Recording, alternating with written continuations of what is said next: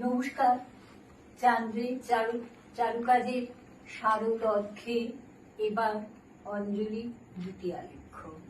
দ্বিতীয়ালেখ্যে অংশগ্রহণ করছেন শ্রীমতী মঞ্জু সাহা, শ্রীমতী সুমিতা ভট্টাচার্য, শ্রীমতী চন্দনা গোস্বামী ও শ্রীমতী দেবশ্রী মুখার্জি।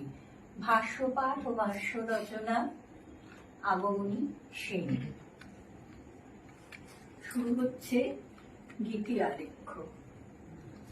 শরৎ এসে গেছে, সেই সঙ্গে এসেছে শিউলির সুবাস, কাশের চামর, নীল আকাশে সাদা মেঘের ভেলা, ভেজা তুলোর মতো পলকা সাদা মেঘ আকাশে প্রান্ত থেকে প্রান্তে।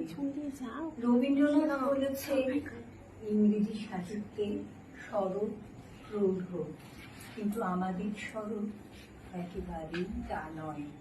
তার দেহখানি কাঁচা, সকালে শিউলি ফুলের গন্ধটি